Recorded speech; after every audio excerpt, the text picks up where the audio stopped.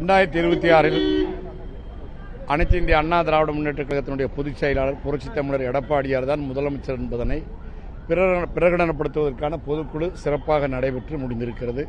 இதன் மூலம் கழக தொண்டர்கள் நிர்வாகிகள் அனைவரும் ஆக்கமும் ஊக்கமும் பெறுவார்கள் என்பதை ஆணித்தரமாக சொல்லிக்கிறேன். தீர்மானங்களில் முக்கியமாக ஜாதிவாரி கணக்கெடுப்பு நடத்தணும், இது போன்ற தீர்மானங்கள்லாம் இருக்குது. ஆனால் இது மாநில அரசுடைய டிஃப்ரெண்ட்டாக இருக்குது. எப்படி பண்ண போகிறாங்க? அவங்க தான் மத்திய அரசு நடத்தணும்னு சொல்கிறாங்க. இது இந்த முரண்பாடு சாத்தியமாகுமா?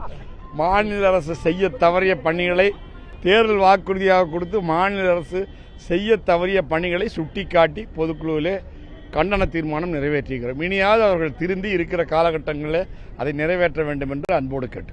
நடிகர் விஜய் கட்சி ஆரம்பிச்சிருக்காரு. அந்த இளைஞர்கள் குறிப்பாக அந்த பக்கம் கட்சி ஆரம்பிக்கிறது பற்றி பிரச்சனை இல்லை. அதிமுக 2026 ஆட்சியை அமைக்கும். விஜய் இளைஞர்களுக்கு அவர் ஓட்டு போக அவர் யாருக்கும் கட்சி ஆரம்பிக்கிற உரிமையும் அதிகாரமும் உண்டு. இந்த மற்ற முக்கியமான தீர்மானங்கள் வேற என்ன சார் இருக்கு? அனைத்துமே முக்கியமான தீர்மானங்கள் தான்.